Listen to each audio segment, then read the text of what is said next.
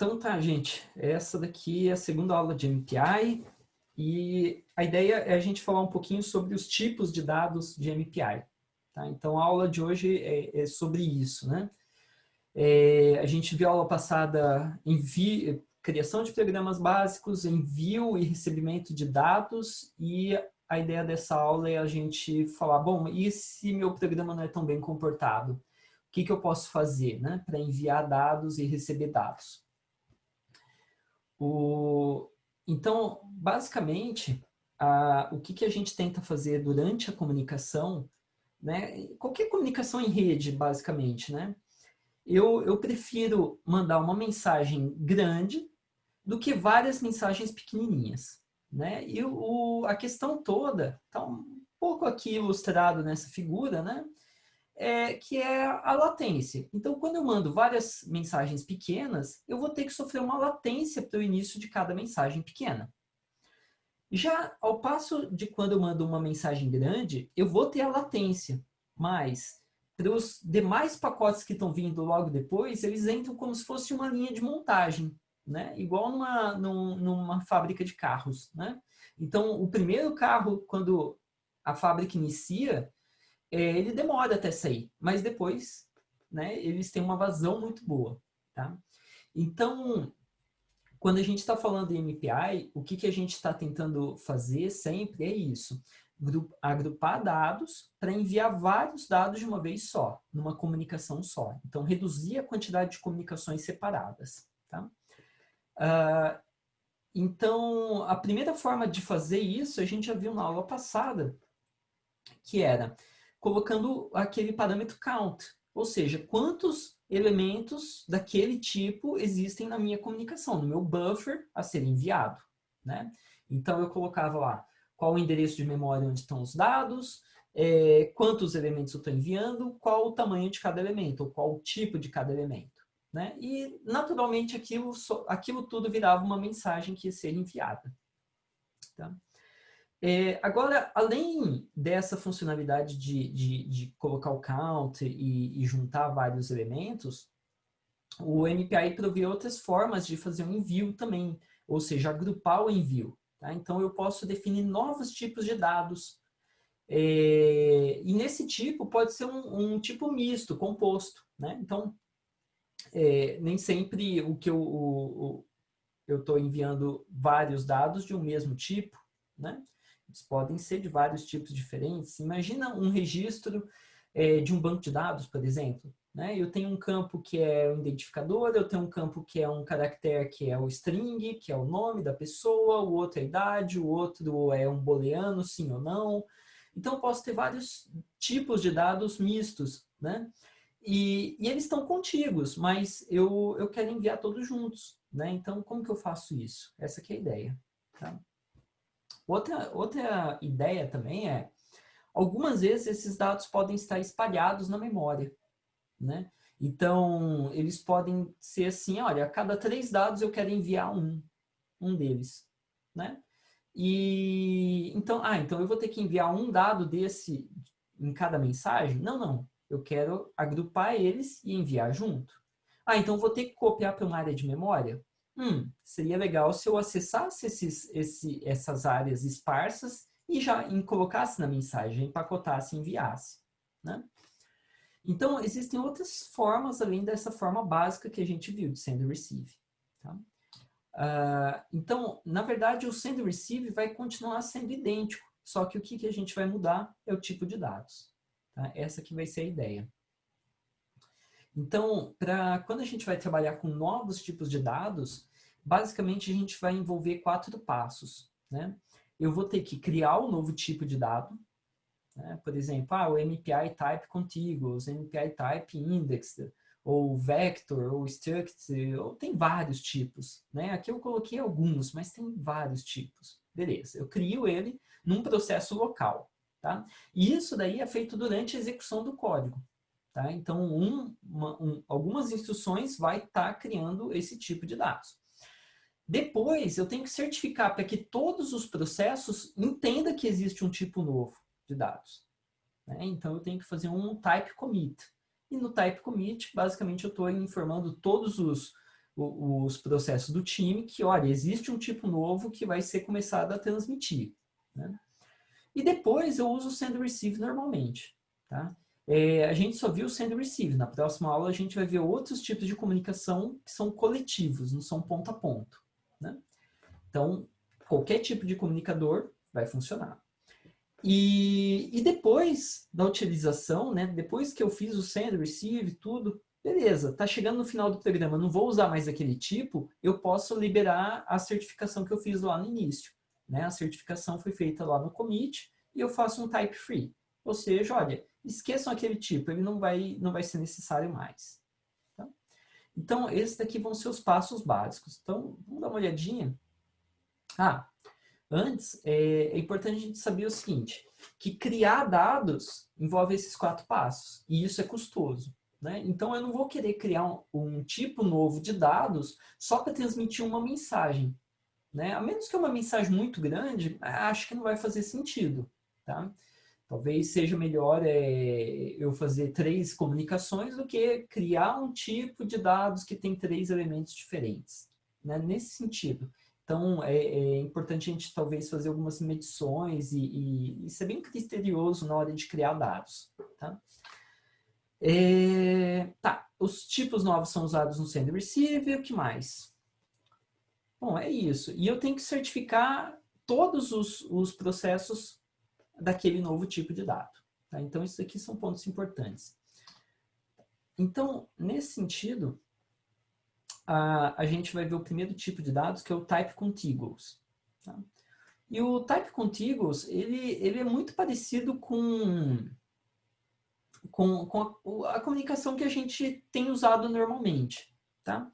Só que o que ele está fazendo aqui? Ele está encapsulando dados contíguos. O que são dados contíguos? Quer dizer que são dados que eles estão, por exemplo, num vetor, né? Estão colados no endereço de memória do outro, tá? Num array. Tá? E são do mesmo tipo. Tá? Então, esse daqui é um tipo novo de dados mais simples, e é legal porque aí a gente começa a pegar a ideia desse tipo novo de dados. Tá? Então, primeira coisa, eu estou criando lá um tipo de dados chamado PixType. Tá? Então, imagina que eu estou trabalhando com imagens e eu quero criar um tipo que é o tipo pixel. Tá? E o tipo pixel, ele não é nada assim de outro mundo, ele tem 3 inteiros. Né? Então, eu posso estar trabalhando uma matriz que cada elemento da matriz, ou seja, cada pixel dessa matriz, ele é formado por 3 inteiros. Né? Seria mais ou menos essa a ideia. Tá? Então, eu falo que o tipo contíguo ele é formado de 3 elementos do tipo inteiro, e eu estou chamando isso de PixType. E aí eu faço um commit do PixType. Ou seja, eu estou avisando todos os processos que, olha, existe um novo processo agora, né? Então, todo mundo ganha esse entendimento, que, olha, agora existe esse novo tipo de dados. E depois, eu posso fazer um send, por exemplo, PixType, e um receive do PixType. Tá? Então, imagina uma matriz que fosse uma imagem 16 por 16, né? Eu estaria enviando, então, 16 elementos do tipo PixType. Professor, e 16 por 16, né? Quer dizer, 4 por 4, então seriam 16 elementos. Então, professor, pera lá. Se eu estou mandando uma matriz 4 por 4, 16 elementos ao total, mas cada elemento é um pixel, ou seja, tem 3 componentes, então eu estou enviando 3 vezes mais. É isso? É isso. Tá? Então, ele só é uma forma de, talvez, organizar o código, né? Simplificar um pouco o código. Tá? Então, essa aqui é a ideia. Joia. Então, esse é o primeiro tipo de dados. E nota, ele tem os passos. O único passo que está faltando aqui é o passo de liberar o tipo novo de dados, tá? Que não foi feito antes do finalize. Mas os outros 3 passos estão aqui. Tá? Joia. O segundo tipo é o tipo vector. Tá? Então, o tipo vector, ele permite a criação de um vetor de dados onde os dados não estão contíguos. Então, essa que é a grande sacada do tipo vector. Tá? Então, basicamente, eu vou dizer assim, imagina que eu tenho um vetorzão de dados e a cada 4 elementos eu só quero enviar os 3 primeiros. Tá? A gente poderia falar, não, né, vamos colocar um exemplo mais realista. A cada 4 elementos eu só quero mandar 2. Eu vou mandar 2 para um processo e 2 para outro processo. Poderia ser assim. Tá? Então, basicamente, ele vai pedir o quê? Ele vai pedir qual que é o tamanho do bloco que eu estou querendo enviar e qual que é o stride, ou seja, após quantos elementos eu vou obter mais um bloco. Então, a cada 4 elementos, eu obtenho um bloco de tamanho 3. Então, a partir daqui, 4 depois, eu obtenho mais um bloco de tamanho 3. E assim por diante. Tá? E eu posso dizer o count. O count, basicamente, ele nos diz quantos strides existem no total. Tá? Então, no final são quantos? Né? Quantos, qual que é o tamanho total desse vetor?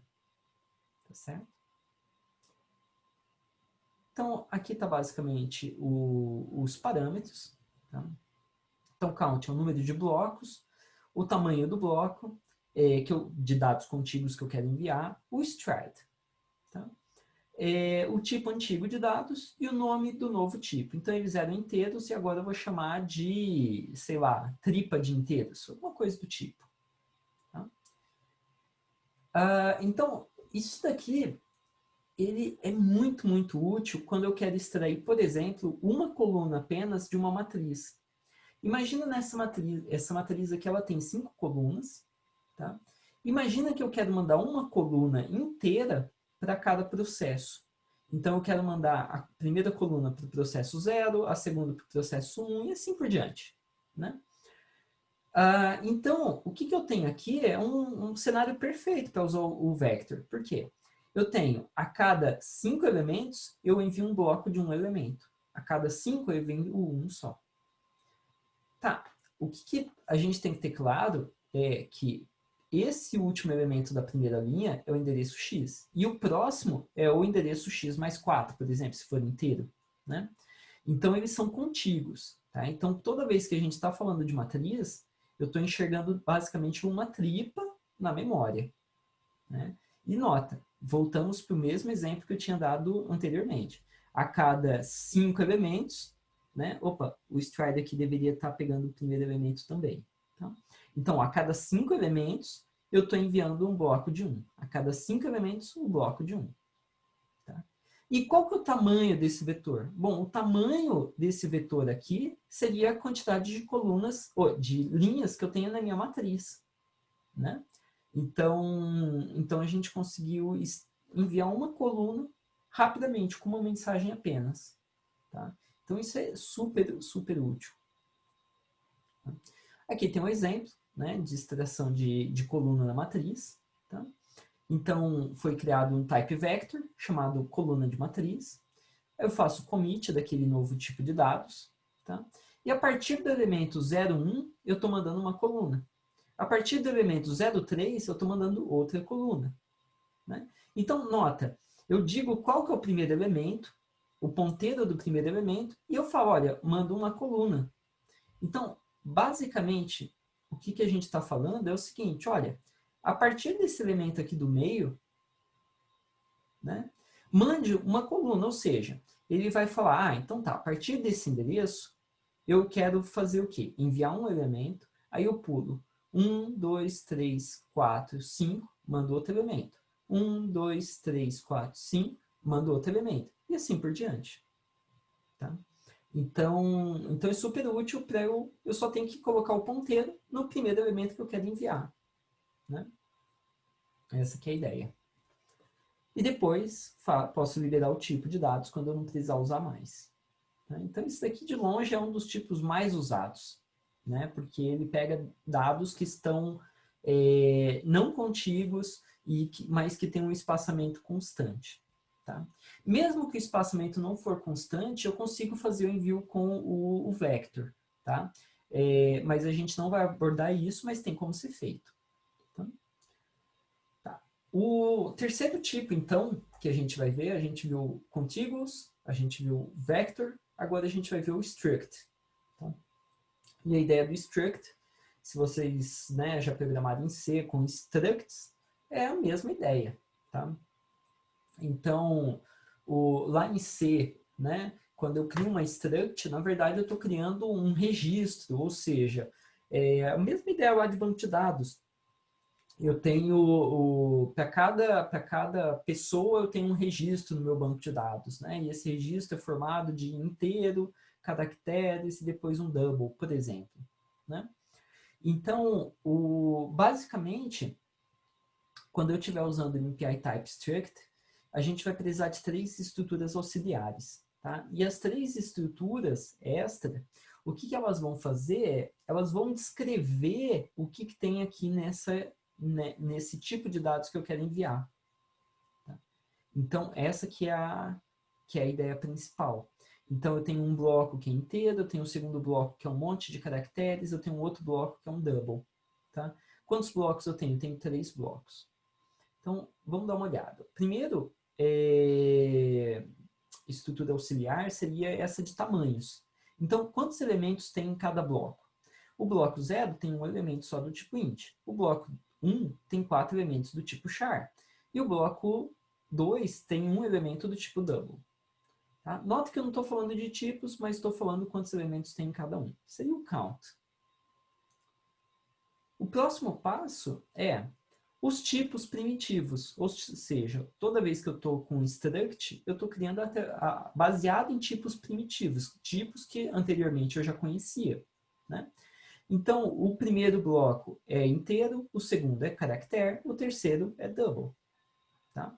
Então, eu tenho 4 caracteres, um inteiro, um double. Joia. E o último a última estrutura auxiliar, ela me diz qual endereço inicia, ou seja, a partir do endereço inicial, né? Qual que é o meu offset, qual que é o meu deslocamento para eu achar o próximo bloco. Então, basicamente, o que eu quero é, a partir de um ponteiro para o início dessa estrutura, quantos bytes eu tenho que andar para achar o primeiro bloco? Quantos bytes eu tenho que achar para achar o segundo bloco ou o terceiro bloco? Tá? Então, essa que é a ideia. Então, a partir de um ponteiro inicial, eu ando 0 bytes e eu já estou no inteiro. A partir do ponteiro inicial, eu tenho que andar int length, ou seja, o tamanho do int, né, seria um size of int, para chegar no primeiro caractere. Para eu chegar no double, eu já tive que passar pelo inteiro, por 4 caracteres, aí eu chego no double. Então é isso, ó. Inteiro mais 4 vezes caracteres. Aí eu chego aqui no double. Tá? Então, onde está o int length, eu vou ter que colocar o tamanho, quantos bytes ocupa cada estrutura dessa. Né? Então, um inteiro, costumeiramente, ocupa 4 bytes. Ah, professor, mas eu não sei isso de cabeça. Não, tudo bem, tem o size of, né? Aquela funçãozinha em C, size of, e aí você coloca entre parênteses int, e ele te dá qual que é o tamanho do inteiro. Size of char, ele te dá o tamanho do char, e assim por diante. Tá? Então, aqui está basicamente os parâmetros da função, né? Então, nota que tem aqui as 3 estruturas que a gente acabou de falar, né? A estrutura de tamanhos, de offsets e de tipos, tá? O nome do novo tipo. O contador. O contador, basicamente, é quantos blocos iguais a esse eu quero enviar, né? Ou eu estou criando nesse tipo novo de dados, tá? Joia. Quer dizer, é o número de blocos que vai ter ali dentro. Né? Então, aqui tem 3 blocos. Então, ele vai ser, o count vai ser igual a 3. Tá? Então, ele diz qual também desses vetores. Né? Joia. Um exemplo está aqui. Então, aqui está o tipo de dados que eu gostaria de enviar, né? Que nós queremos representar. Então, é o tipo de dados bar. Né? Ele é formado de uma variável do tipo int, um vetor de caracteres e um double full. Né? Então, primeira coisa, a gente identifica, olha, eu tenho 3 elementos, os elementos é dado por o tamanho da string, né? Então, imagina que aqui eu tenho 10 caracteres, aqui ficaria 10, e aqui um elemento do tipo double. Depois, os tipos, int, char, double. Depois, os offsets. Tá? Os offsets são 0, ou seja, a partir do primeiro do ponteiro para um tipo bar, eu ando 0 bytes, eu já cheguei na var. Beleza. Depois, eu ando int bytes e cheguei aqui no primeiro caractere.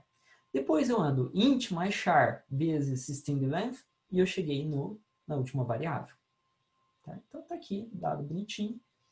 E aí, eu crio um novo tipo. Então, eu estou criando o tipo bar. E o tipo bar, ele tá aqui, é um tipo struct, né? E depois eu faço commit. A partir desse momento, eu já posso fazer comunicações que enviam um registro desse de uma vez só, tá? Ou vários registros desse, né? Então, se eu tivesse querendo enviar parte de um banco de dados, agora eu poderia, né? Essa aqui é a ideia. Joia.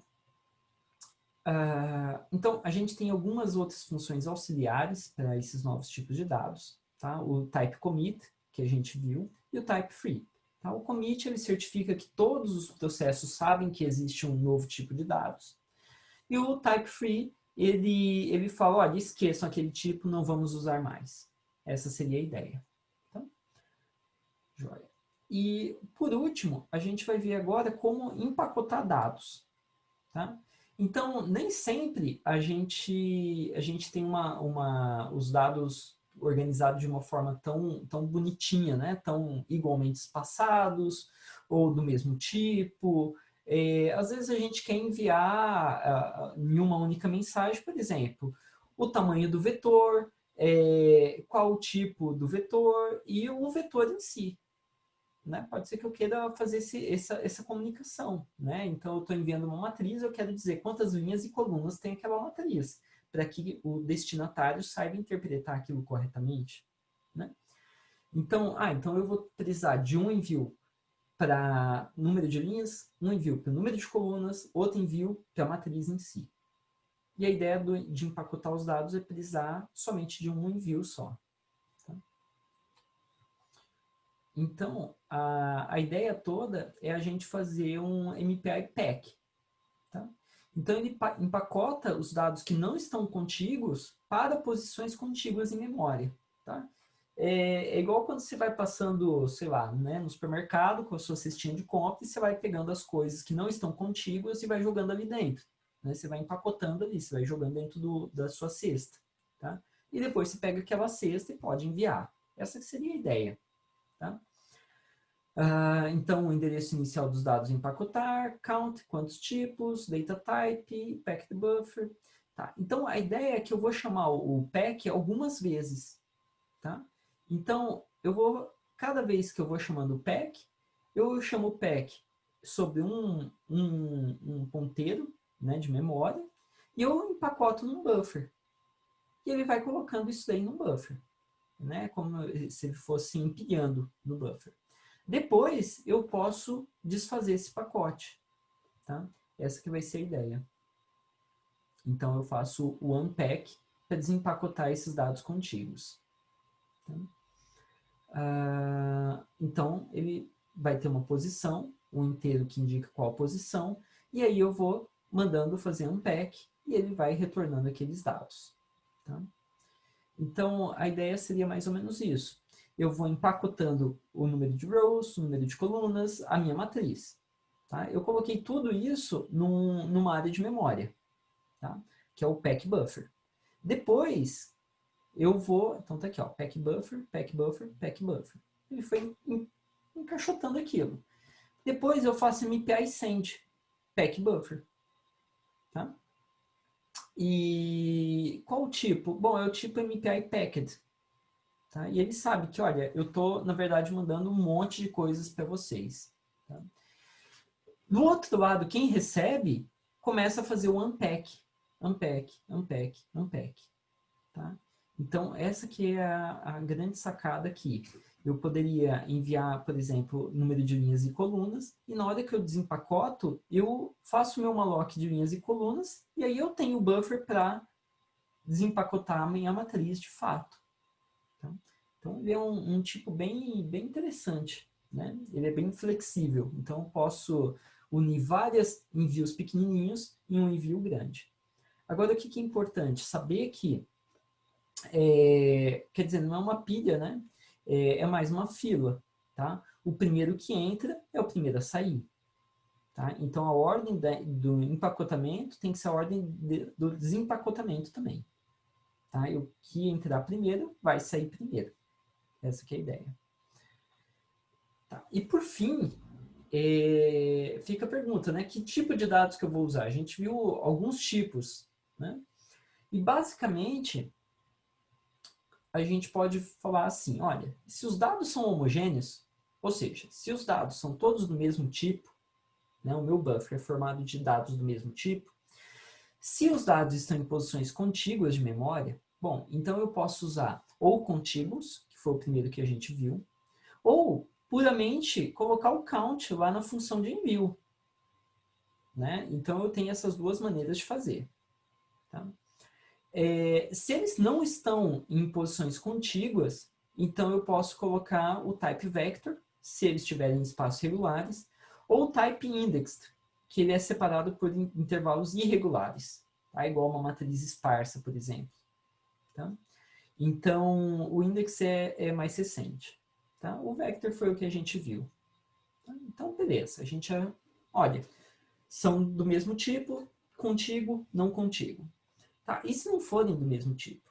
Bom, se não forem do mesmo tipo, aí a gente pode usar o struct, ou seja, eles na natureza, né, no código em C padrão, ele está dentro de um struct? Ah, ele está. Ótimo, então a gente cria um struct para representar essa struct que a gente já está usando no código. Tá? Não, ele não é homogêneo, ele não está bem organizado, vamos dizer assim, né? Ele está esparso na memória.